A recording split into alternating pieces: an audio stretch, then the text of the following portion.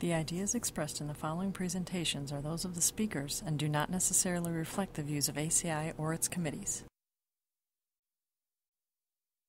ACI web sessions are recorded at ACI conventions or other concrete industry events and will be made available for viewing free of charge for 1 week. Thereafter, they will be archived on the ACI website or added to ACI's online CEU program, depending on their content. You can earn continuing education credits through ACI's online CEU program. Visit www.concrete.org to register. ACI conventions provide an opportunity for networking and for keeping up to date with the latest in concrete technology and practices.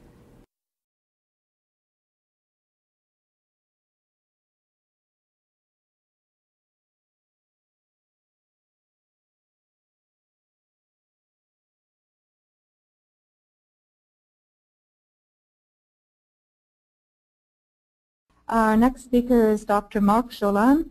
He's a professor of civil engineering at Laval University in Quebec City, Canada. Marc's a fellow of ACI. He serves on ACI Committee 506, Shotcreting, and he currently chairs ACI Committee C660 on Shotcrete Nozzlemen certification. That's a particular interest of his. He's a member and the past director of the American Shotcrete Association, and he's a member of the Centre for Research in Concrete Infrastructure, CRIB, in Quebec, Canada. So welcome, Marc. Good afternoon, everyone. Thank you for being here. Thank you for having me up here today. I'm going to talk to you a little bit about shotcrete research and development, what we've been doing over the last 15 or 20 years and what's ongoing. So it's a melting pot. It's more or less of a teaser. Hopefully I'm going to get emails later of people looking for more information on some subjects. So just to give you a little idea, in the late 80s, our Quebec DOT MTQ was really looking into shotcrete as a repair method for structures. Limited success. I mean, good jobs, bad jobs, not always having all the answers they wanted. Looked into a few research projects in-house in their lab, also at the university with us. And at some point, it really became clear that we needed a more organized research effort. And that's, for those of you who know Michel Pigeon, that's when we started the first industrial chair that was put together. We had 2 industrial chairs. What I mention it is because it's a very interesting way of making research or doing research. Every dollar you find in industry is actually matched by the federal government. So it's very attractive for private partners to put a dollar into research because it's matched by the federal government. So on the other end of it, I spend that money and I'm really happy to have a lot of it. So it's quite useful. But seriously, it's very, very efficient. If you pull together many partners, it means that every dollar from single partner is almost multiplied by 10 sometimes, just because you have other private partners going in, plus the federal government backing it up.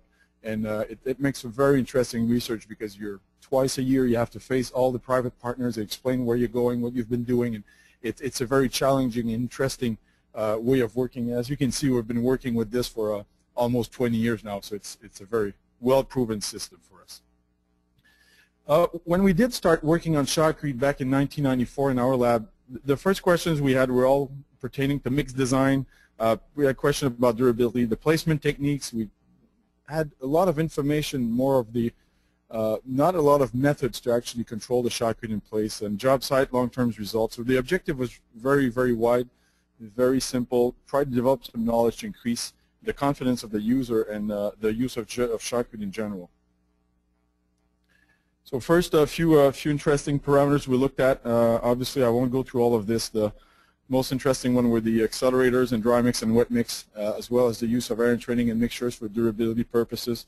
So I'm going to just give you a few quick slides. Obviously, the objective of set accelerators in shotcrete, just so you understand, is to be able to apply shotcrete and it stays there and develops strength very quickly for early reopening time. For example, if you're repairing the underside of a bridge, you want to shoot at 4 o'clock in the morning, you want traffic on it at 6.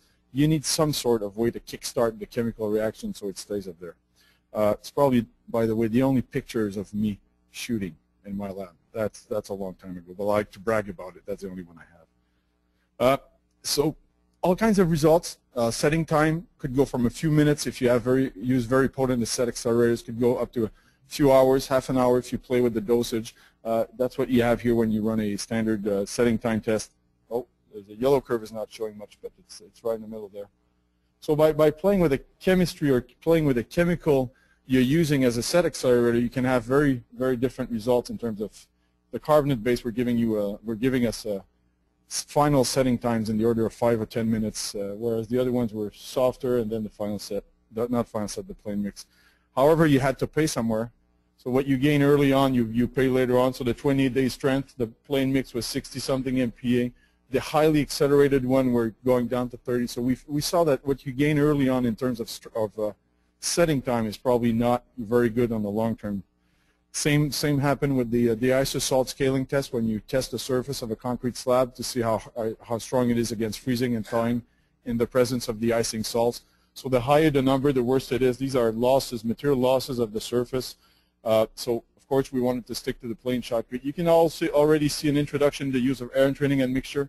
So if you use air entraining and mixture in shotcrete, it really did help a lot in terms of durability in facing the isosalt in the freezing environment. So recommendation, I just went through it, of course. Obviously, you have to select your accelerator and adapt it to the work you're doing. If you're working underground in a mine, freezing and thawing is probably not a big problem. Reopening time and safety is much more important. You can use those accelerators that kickstart very, very fast. If you're working on the other side of a bridge in downtown Toronto, you're probably hoping to get some durability out of your repair job. So either it's no accelerator or it's one of the aluminum-based accelerator at low dosages, so you only have that little kickstart, so it stays there, no problem with traffic, but then you have more of a natural microstructure development and have long-term durability. So we managed to figure out a few things there. The other thing touches, I said I talk about air entraining and mixtures. It's not obvious that you can entrain air, especially in dry mix shotcrete. For those of you who know this, dry mix shotcrete, you convey all the dry material to the hose, in the hose all the way to the nozzle, and at the Nozzlemen it's adjusting the water. So we work with liquid and powdered form air entraining and mixture. Just to give you an idea, these are, again, the material loss for the Deicer salt scaling materials test. So when you have the liquid air entraining and mixture, we ended up with much better results than if we didn't have it in. So that led to our DOT in Quebec to immediately, well, it was already in there, but immediately enforce it, that make sure that we had air entraining and mixture and all dry mix shotcrete going on. Just to give you an idea what it looks like, these are the slabs we test. So when we have air, we have a lot of small air bubbles, perfect slab after 50 Deicer salt scaling, freezing test, or cycles, and if you don't have it. What's interesting in this thing, in our research, we went a little bit further and we tested powdered air entraining and mixture. The idea of being able to put that and mix in a pre-bagged material so you don't have to mix it on site. Again, a lot of questions arise. How is that going to work? Do you have enough mixing time to entrain air to really have bubbles? Well, that picture should give you the answer. It's very easy to entrain a large amount of very, very small bubbles. And that was success, actually. So, I mean, observational results, use it if you have the isosalt scaling problems, obviously. And the powdered air entraining and mixture was very efficient at giving us an excellent spacing factor. So it was another good step for us. Placement method, I'm just going to touch a few things quickly, especially the high initial air content concept, Nozzlemen certification, reinforcement encapsulation. You don't have to read the whole thing here, but when you're shooting wet mix shotcrete, you always have the problem of being able to pump it, and yet you want it to stick to the wall. So if you're pumping a 8 inches slump shotcrete, it's probably very nice for the pump operator. He's really happy. It's easy to pump. But the Nozzleman at the other end is trying to make that stick on the wall and have probably 6, 7, 8 inches of shotcrete on the wall. That's not going to work. So you really have to work with something that's very stiff, difficult to pump, therefore it sticks well to the wall. And one of Professor at Laval University years ago, Denis Beaupré, came up with this in his PhD. He says, well, I'm going to entrain a large amount of air bubbles in my ready-mix truck. Use that air as a pumping facilitator, so it acts as ball bearings if you want. And when it hits the wall, anyway, the impact is going to drive out that air, extra air. I'm going to end up with a slump killing effect immediately. That's been used for 15 years in all different places in North America. It's not just a freezing and thawing problem. It's just using the air entraining and mixture as a pumping aid. And that works really, really well. So what we did is test a few different mix design. These are the water cement ratios, and as you can see, we started with very high air content. Now, don't go doing this on your slab on grade. That's not a good idea. We all know the rule. You end up with absolutely no strength. But look at what we have. If you look at the red one, final air content in place after wet mix placement, wet mix shotcrete placement, the final air content is all around between 4 and 6%, even though we started in one case at 24, 23%. And we see that in many specs now in North America. Wet mix shotcrete shall have, at the point of delivery, between 10 and 12 or 10 and 15% air content. And you know it's going to be easy to pump, and then really nice when you shoot. Air bubbles are going out, stiff, immediately stiff, but yet it's not stiff because of set accelerators, so you can still finish it and do whatever you have to do with it. An air entraining admixture is relatively cheap if you compare it to using a super plasticizer and the set accelerator. What we had at the back of our minds when we did that work was to make sure that on civil jobs we did not have to use set accelerators. I'm sorry for all the admix guys in the room, but we were trying to stay away from set accelerators because you end up with sometimes with trouble where you overdose it, you put too much of it, and you end up with durability problems on site, which is not really nice. So this way we have a method of shooting wet mix shotcrete on vertical surfaces up to 5, 6, 7, 8 inches depending on the mix design without using accelerator, and that was very interesting. So we did a few jobs with that on job sites to show the contractors, show the concrete supplier that yes, you can supply 12% air content. Do not panic. We'll shoot it. That's what I just said. Rebar encapsulation. That's really interesting. I'll let you savor the pictures. One of the big challenges in shotcrete is to make sure that you have adequate, if not perfect, encapsulation of the rebar when you're shooting. So that obviously is a very important research topic for us. So what we did is we shot different samples where we had variation of quality of encapsulation. And I just want to bring this to you. Look at the graph we're going to have there is pull-out strength in terms of shooting consistency. If you don't know what the shooting consistency is, then you understand what it means. We have we'll have different bars coming up, but that's perfect encapsulation. That's adequate encapsulation, a little bit of a defect, but we can live with that, and that obviously is not perfect. If we look at the pull-out strength, they make sense, right? You pull on a bar, the better the encapsulation, the higher the force you have to apply to pull that bar out of the concrete sample. What's really interesting is if you look at the compressive strength. If you look at the compressive strength of those shotcrete, this is all dry mix shotcrete, 45, 56, 55 MPa. So what I'm telling you today is you should shoot your dry mix shotcrete as wet as possible. You better have good encapsulation, even if it means slightly lower compressive strength. Because 45 is still good enough for most of the jobs you have out there anyway. So you better have good encapsulation, good bond, good placement characteristic, and live with the 44, 45 MPa. Do not aim for 60 or 70. And when I hear a dry mix Nozzlemen or a contractor telling me that our dry mix is going 60 or 70 MPa, I really get nervous because I know they're probably shooting too dry. And too dry means it's not placing adequately around the reinforcement. I could probably talk to you about that for hours, so let's skip this one. Just want to bring your attention that the placement process is really interesting. It forces us to think a little bit differently. Certification, just a quick word. Certification started in Quebec in 1997.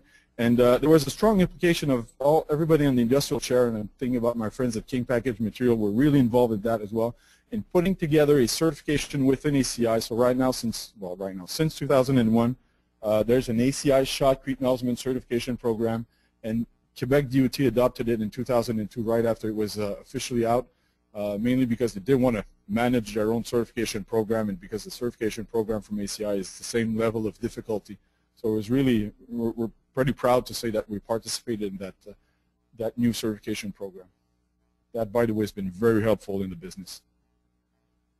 Let me tell you a little bit more about recent stuff. This was over the last 10 years. I'm not going to go through all of this because that's another one where I could probably spend an hour on each of those subjects, but let me show you quickly what we have. First of all, let me brag for a second or two. We have a Shotcrete laboratory at Laval University in Quebec City where we shoot dry mix or wet mix inside all year round. That's very important. We have good control of the weather. Obviously, we're inside. We don't have a lot of control over dust, but we have very good control over the weather in the lab, so it's pretty good for shooting. We can do wet mix, dry mix anytime. That's an example of what it looks like when we're shooting dry mix. We have what we call our Rebound chamber. It's 2 meters by 2, well, it's a little bit bigger, 2.5 meters by 2.5 meter cube. What you see at the back there is there's a ventilation system that recycles the air in the lab, so it takes as much dust out as possible. What you see now is a Nozzlemen shooting a Rebound test panel with dry mix shotcrete. You see the valve here to adjust water. different test panels we have in the lab. So when we do research in the lab, it's with real full-scale equipment. If you find a way to do it with smaller scale equipment, I would love to know about it. But every time we need to know something about Shotcrete, we have to crack the whole system and just go at it. Shoot the large samples like you see test panels, then you go in core, saw cut all the samples out of it. You cannot shoot in a cylinder, you cannot shoot in a small panel. You have to use large panels, shoot them, and then you cut and core everything you need. You probably noticed that the panel you're shooting in, it has a chain up there. It's because outside there's a load cell. And the way the lab is equipped is that we try to control or measure everything we can on in the Shotcrete process. For example, when we're shooting dry mix, the dry mix machine is sitting on a scale. There is a water flow meter on the water line going to the nozzle, and the panel the Nozzlemen is shooting into is on a load cell. So we have a real-time evaluation of the rebound, for example. How much material is sticking on the wall, how much is rebounding. So we're able with that to control, and it's really a quality control, a quality insurance thing. If at the end of the shoot you look at your water flow, for example, it's been going up and down during the entire shooting, we reject those panels. If you manage to shoot 4 or 5 test panels of the same mix with a water flow that stayed constant all the way through, we know we have the same material in those 5 test panels. That's a keeper. This one we keep. And if for some reason we have a new mix design we cannot shoot, well, we shoot it, but the water's always going up and down and whatever, the machine is coughing, there's a problem, well, at least we try to figure out why, and then we can talk to whoever came up with that mix design and say, well, we have to change it because it's not possible to shoot it on a job site. So that's the type of control we like to do. I'm just going to do a quick word on service life of Shotcrete. That's something we worked on over the last few years. It's still an ongoing project. The background is very simple. When you look at Shotcrete, there is usually more large voids than what we have in regular cast-in-place concrete. So if you run a porosity test or ASTM C642, you end up with numbers that are slightly higher than regular cast-in-place concrete. However, if we look around, the Shotcrete we've been doing in Quebec for the last 15 years easily is extremely durable. We have very good results. We have results dating back 25, 30 years. Great Shotcrete repair, perfect durability. So we're having a hard time getting those two things together. So one of the challenges we wanted to start to predict the long-term durability of various types of Shotcrete and try to go behind those absorption or CPT tests we all hear about all the time. They don't apply very well to Shotcrete, and sometimes they're misleading. So we want to go behind that and really work with the transport properties. When I talk about transport properties, I'm looking at capillary absorption, water diffusion, chloride ionic diffusion, water permeability. They're real hardcore stuff where you go behind the scene, you measure those fundamental properties of your material, and then you throw it back into some modeling tool. In our case, we use a modeling tool called Stadium. What we do is we throw all those concrete properties in the model. You also end up playing with the exposure condition. So that's, for example, what happened. The modeling I'm going to show you quickly is the dry dock wall located in Quebec City, underwater for a month, then its temperature cycle, humidity cycle of the city over a year, and then you let the software crunch the number, and you end up with some sort of prediction of service life. Now, what I decided to show you is 2 axes here. X-axis is time in years. The vertical axis is a chloride concentration at 25 millimeter inside the concrete cover. So at 1 inch, how much chloride do I have over time? So if you look at the numbers, and that's where it's really interesting. If you look at the numbers, the red curve is a regular cast-in-place concrete with a water-cement ratio of 0.45. What this is telling me is that to reach 0.5, whatever that unit is, it takes 14 years. See what the other curves are telling me? For my dry mix Shotcrete with the higher water-cement ratio, it takes 16 or 17 and a half years to reach that, for chloride to reach that level. And the other 2 Shotcrete are right off the chart. So when I see that, I realize that, yes, maybe the porosity is slightly higher when I measure it using an ASTM test, but when I go behind the scene, I really measure those transport properties. There's really more to it than we can say. I mean, this Shotcrete process, that pneumatic placement process, is really, really doing it. These are boiled water absorption values from one of those ASTM tests. They don't fall, they don't work. We have 5 on cast-in-place concrete, 7.5 on the dry mix, 4 on the wet mix, and then 7.5 on the mortar, and still they're all better than the cast-in-place concrete. So we need to go behind the scene to understand what's going on. And of course, that's a very easy conclusion here, but the mix design, of course, plays an important role, and obviously the Shotcrete placement method, and I cannot stress that enough. It's the fact of throwing that material at high velocity on a surface and getting that compaction because the material is really hitting the surface. Of course, we have rebound, we have some material losses, but that rebound is important. That rebound actually hit the surface, get rid of all the energy, compacts the surface, and then back on the ground if it happens, no problem. We end up with a very, very dense material on the wall or overhead when we're shooting overhead. So that's something we're still looking into. We don't have all the answers. We're trying to duplicate all the results again, explore more mix design. These all had silica fumes, so we're looking at different mix coming from everywhere in North America, and that's an ongoing project right now. Placement of shotcrete. One of my PhD students in the room, you could probably do a much better job than me to tell you about that. The idea is that there's been a lot of work done on the in-place material, all the testing part. There's been a lot of work done over the last 20 years on mix design, silica fume, coarse aggregate, fly ash, fibers, no fibers, all kind of mix designs issues. The equipment manufacturers have been active. We always end up with new things out there to test. But the really interesting zone for us is to look at what happens when you're placing that material. What happens in the stream? How are the particles leaving that nozzle? What kind of velocities do we have? How do we hit that substrate? Where is that compaction, consolidation coming from, and how can we improve that? So and if you look in the literature, I mean, we had to drill back to 1933 to find data. Look at the velocity of particle reported back then, 300 miles per hour. That's a little bit. Then more recently, 25 miles per hour. Sorry for the miles per hour. I used that in the USA before.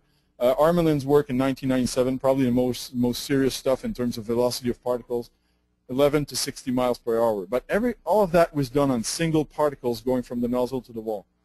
Nobody ever worked with the entire stream of material exiting the nozzle, and that's what we tried to do in this project. So basically we're using a high-speed camera with a very special software that helps us track particles when it's exiting the nozzle, so we can, in this case, what we do is we end up with all the velocity profiles. If you remember your physics, if you have velocity and mass, you can end up with energy, so that's really the direction we're taking and exploring. These are just pretty pictures. Software was expensive enough, so I decided I would take a few minutes to show you what it does. It identifies particles because you have a camera that takes a lot of pictures. It can actually follow where the particle is going. So you end up with horizontal speed, vertical speed, and spread of material in your stream. Very interesting what you can do with that. And I said with velocity and mass you can find energy, so that's what the students came up with in the lab. They shoot in what they call the honeycomb. Yeah. So you shoot shotcrete in there, holding the nozzle very steady, and then you empty every single tube one by one, and you measure what's in there. So you have an idea of the spatial distribution of your mass. And if you select a few of them and you do aggregate size distribution, you also end up with a distribution of particle sizes in the stream of material. Now, if you have velocities and you have that, you're really equipped to be able to do some serious modeling and understanding what happens when those particles are hitting the surface. And that's exactly what we've been doing. This is a picture taken from Armelin. I told you he's the guy that worked on Rebound and Shotcrete. Probably the only one that basically put some thinking into the Rebound and Shotcrete. And using his model that was for a single particle hitting a very perfect substrate. We're going a bit further using the camera to evaluate rebound, energy transfer, and stuff like that, and really try to incorporate the whole thing. It's ongoing work. We don't have a solution yet. I cannot tell you what kind of equipment we need to do or to change or how to do it, but it's really holding up very well right now. So the perspective are very interesting.